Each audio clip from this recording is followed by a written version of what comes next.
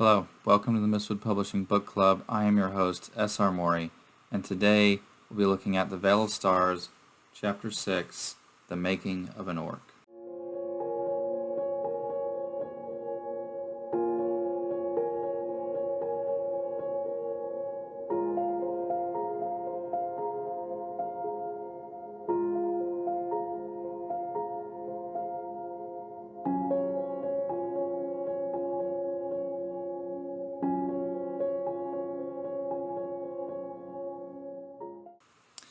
Alright, Chapter 6. So, we start off with Karam. Update on Karam. We actually get updates on all three storylines in this chapter, which again is one of my favorite chapters in the whole book, just because I like beginnings, and yeah, so we catch up with Karam, and he is in a new kind of ice castle that was made for him by Is. And so Kor is, he's in the scale, so Karam's a little bit more arrogant, a little bit more confident.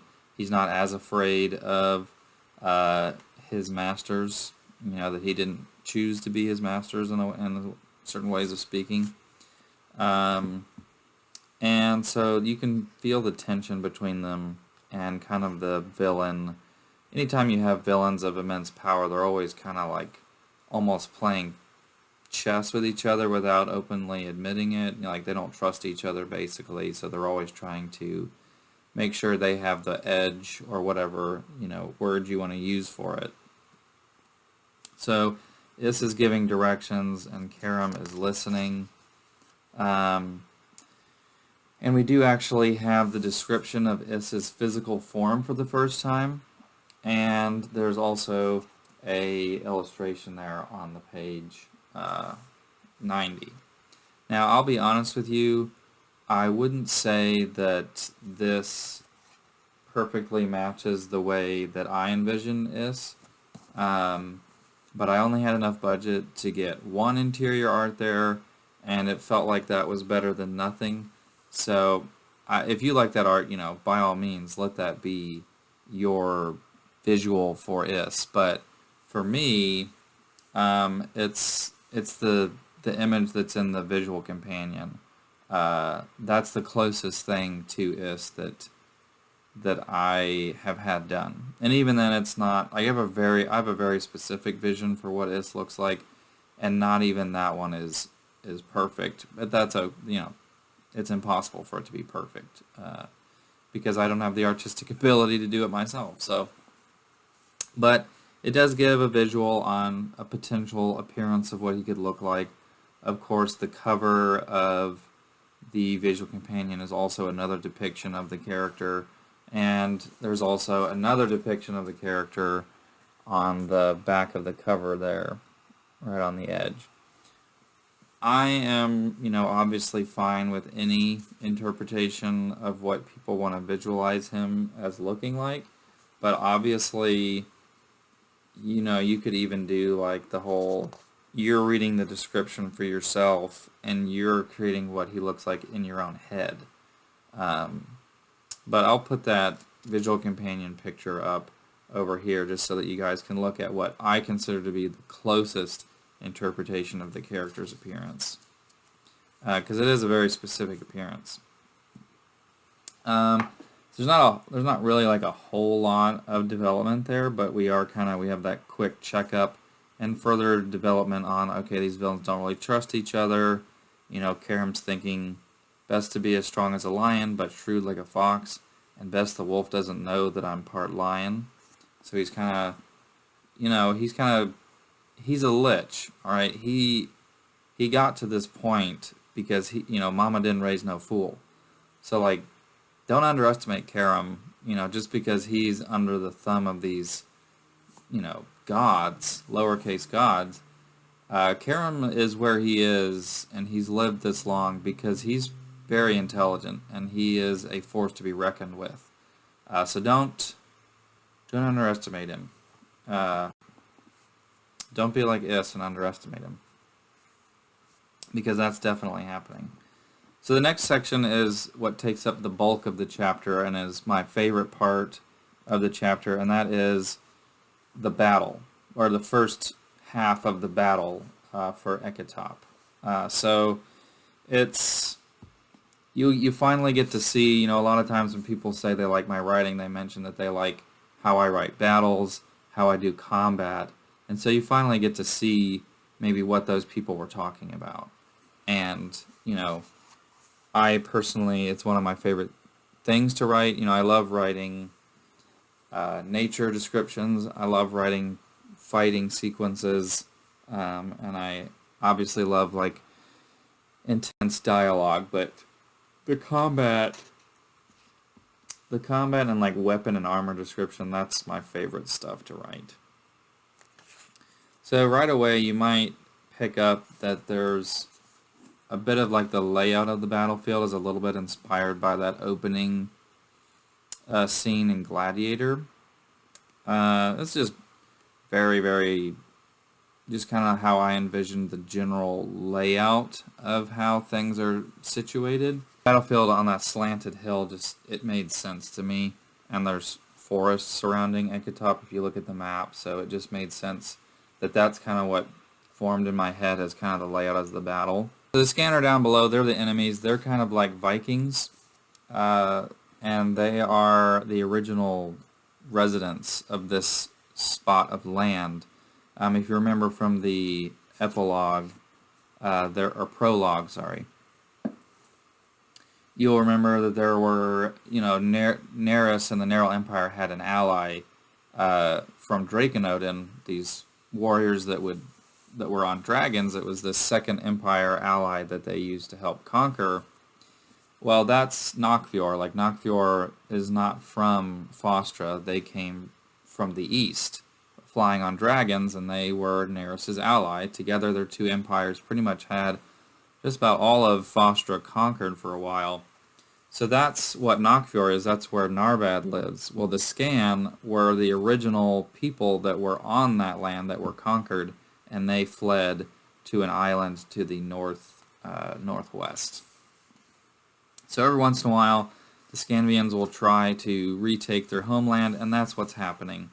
So we have these barbarians that are gathering, and you'll notice that what comes out of the trebuchets to attack them is probably not something that you've seen before in a movie, and that is actually the hollow ceramic projectiles with all those different ingredients. It's actually from a real historical figure. Kublai Khan would do that. He would have dehydrated feces, special herbs, and special beetles that would, when ignited with gunpowder, with an explosion, they would do certain things.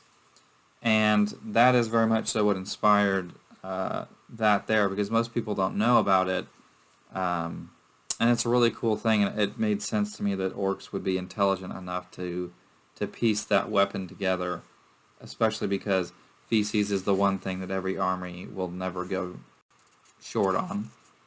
So it's a pretty brutal end for those that get into its blast, because you have the shrapnel of the ceramic spheres, you have the dehydrated feces, it's now in a gaseous form, and you have the other ingredients, which are also in a gaseous form, to very unique effect. So you kind of get, I wanted Narbad to not join the battle right away, because you kind of get like the general larger scope of how things are operating. And so Narbad is seeing all of this stuff for the first time. He's never watched a battle before, and so you really kind of get to see his thought process on it, because he's not like in the fight at first. It takes a little while for him to get there.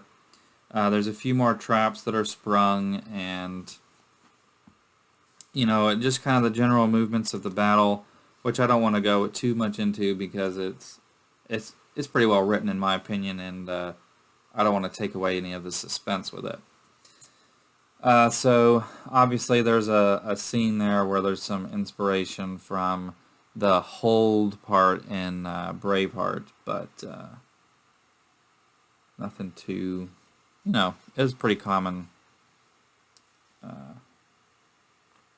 thing to handle cavalry with pikes. Let's see. So then we get into really kind of the orc shield wall, which will evolve throughout the books.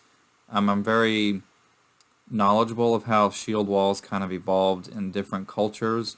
And right here we kind of see more of a Viking shield wall inspiration. And later in the series, as the military tactic evolves, as Narbad gets older and things get more evolved, by the end it'll probably resemble more of a Roman phalanx, which was extremely sophisticated, down to the point where they had a method where when the people on the front line would get tired, the second person would drop their shield. The person that was at the front would scoot in between the row and have refreshments at the back of the line. So my hope is to develop out the orcs' techniques so that you can see Narbad and how he contributes to how orcs fight and kind of how he grows as a military tactician himself. So I intentionally made it not already fully developed because I want Narbad to grow as a tactician, and he's not even really in charge of it at this point. So he's fighting. He's at the front line at that point, and he has his first kill. And you can see I tried to be as visceral as possible without overdoing it, and to try to kind of, I've obviously never killed somebody, but I'm, trying my best to kind of tap into what that would feel like for him and his, what he's experienced before and how that would impact his feeling with this, as well as I've done research on what people feel during these situations, what sort of smells are around on the battlefield and things, because I want it to be in a fantasy realm, authentic for fantasy, right? So we also see that Narbad's reaction to this also leads to the death of a friend, and I very intentionally wanted it to be Narbad's fault.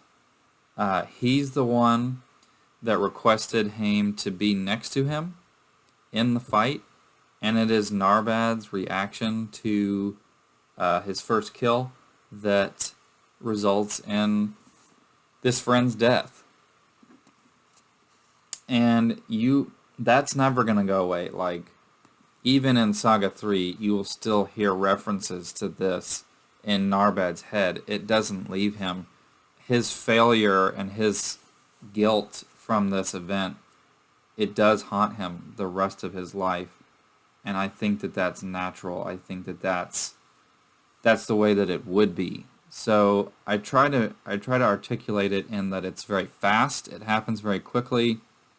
Maybe slightly predictable, but it's very visceral, and it's very traumatic for Narbad, obviously. And this activates something in him that hopefully kind of clarifies another reason why orcs are Gesu's mightiest warriors. God gave them what we call the power of the orc, which is basically like a super adrenaline release in the body, which gives them very much so like superhuman abilities. So an orc that has the power of the orc flowing through them for a short period of time, they would have the ability to do feats that are legitimately impossible for a human being, such as if they had a weapon that could withstand the hit, an orc could, with a single blow, cut somebody in full steel plate in half, if the weapon had the ability, the strength to withstand the blow. So if they have a not very good sword, like a regular steel sword, and they try to do that, the sword would probably break. But if they have an Orcum like Hail sword, which we'll see later, it's a special ore that the orcs would use back in the ancient days, but it's not around anymore. An orc wielding that could probably cut through solid stone with the power power of the orc coursing through them, if they're wielding orcum weapons and they have the power of the orc going through them, they could probably cut through solid stone with a single stroke. Like, that's like to the extent, that they have this power. Now, obviously, they can't be like that all the time. It has to be triggered. They can't just willingly activate this. It has to be triggered. Like, it can't be forced. It has to just happen naturally. Otherwise, the orcs would obviously just, activate it at the beginning of the battle, because why wouldn't they? So Narbad has that activated in him, and he goes absolutely crazy berserk. And as you can see in the chapter, the other orcs are like, they're prepared for this. Like, when an orc goes into the power of the orc, they're like, okay, this is normal. We know the procedure to do when this happens. We close the shield wall so there's not a hole in it, and we just let this orc have at it. And anybody that, sometimes an orc, when they see another orc in the power, it will activate in them too. And so that's what happens here, is Narbad's bravery activates the power of the orc within all of the other orcs. And so, you imagine an army of basically Captain Americas, like the strength of like Captain America, an army of that, going up against normal humans. And that's basically what an army of orcs in my books is capable of. If the power of the orc is activated in all of them, for whatever reason, that's a really dangerous threat. And hopefully the sheer brilliance of Gesu in making the orcs the way he did, hopefully that's more evident now that you've seen the battle, because Narbad, he just demolishes them. Absolutely wrecks them. So, yeah, pretty gruesome. Hopefully you enjoy the visuals and the different combat that Narbad has. I really love at the end of the battle, when Narbad kind of falls to his knees. Narbad, adrenaline wearing off, dropped to his knees in horror. His piercing blue eyes stared at his crimson-stained hands, the blood and mud clinging to his green skin. He knew it would never fully wash free, which is kind of a Macbeth reference. I love that story. He looked around the field of ravaged bodies. Did he really do this? Narbad dropped his sweaty head into his soiled hands. The awakened orc would not be afforded the opportunity to answer that question, however. He was soon lifted from the grime by a cheering crowd. All made dramatic claims about him, stating that he had practically vanquished the enemy single-handedly and that he was a hero. All Narbad knew for certain was that he did not feel like a hero. It was his fault that Haim died. He had failed to push back that man. And it is his fault. And, there's no escaping that. Haim's death played out in his mind over and over. There was no escape from the guilt. Unfortunately for Narbad, Haim was not the last of his kind that would perish that day. So there's a lot there. I think a lot of times in our culture, we feel almost like an obligation, or an entitlement, that's a better word. We feel entitled to not feel the emotion of guilt. And I really think that's unhealthy. I think that is an emotion that God put in us for a reason. If you're feeling guilt, and you need to ask yourself why. And instead of rationalizing your way out of it, like, oh, well, I don't need to feel bad, like, well, this is why that happened. We need to ask ourselves, why do I feel guilty? And, what did I do wrong? And how do I learn from this? So like Narbad here, he's not trying to run away from his guilt. He just admits, it was my fault, and I feel guilt for that. And that's the way it should be. And I think that right there is a pretty powerful message in and of itself. But really this whole scene, I'm just trying, from someone who hasn't, fought in a war, I'm trying my absolute hardest to try to capture what an orc, who's not a human, they are different than humans, so it's not that I'm trying to figure out how would a human react to this. I'm trying to think in my head as a creator, what would an orc's reaction be to this? Given the things that Narbad's father has said to him, what would his reaction be to this? And hopefully you agree with me, but I think I captured it pretty well. And I think our love as a reader for Narbad grows exponentially there. I think that if he didn't accept the guilt for it, I think he would be less likable, because that's not honorable. So Narbad's growing. He's changing. He is maturing very quickly because he has to, because of the things that he's experiencing and will continue to experience. Then we go to Talia cleaning pots, which I think is a pretty good comparison of these two characters' lives. You know, Narbad, while he's killing his first enemy, while he is in the blood and dirt and grime of battle, and he is very much so has a reason to feel a lot of these emotions. Talia is cleaning pots, and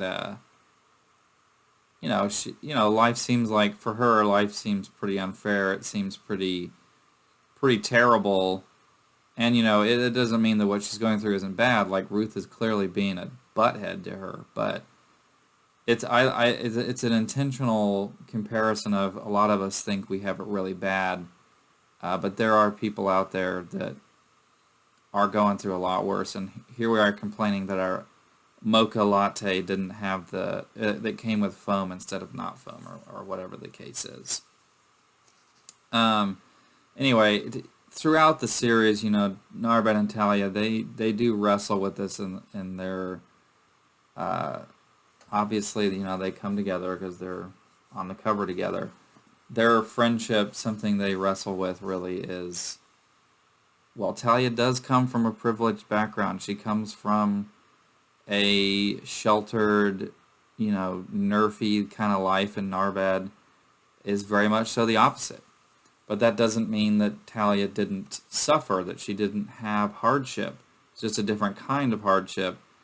And to pretend that that kind of hardship is as bad as the things that Narbad goes through, which you'll see in the next few chapters especially, they're not equal, and that's okay, and that's fine. Like, not everybody's pain is equal, and that's important to realize.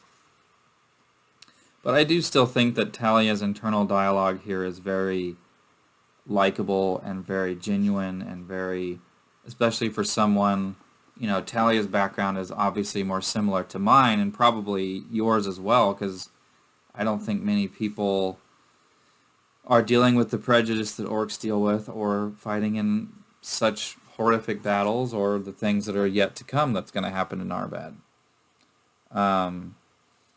So I think that it's easy for us to relate to Talia, because, she is being treated unfairly. She is being treated as a lesser than, and, that feeds into her desire of, she wants to find somebody that doesn't treat her that way. That, back in the tub, she said she wanted to find someone that needed her just as much as she needed them. And so I think with all that in mind, I think that we really do get another pretty solid glimpse into her personality and kind of how she sees the world, with that last internal thought.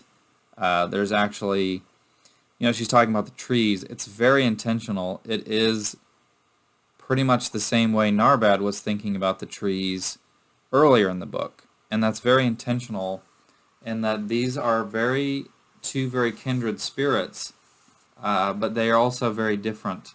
They have a very different upbringing. They have a very different way of looking at the world, but they also have a very similar way of looking at the world.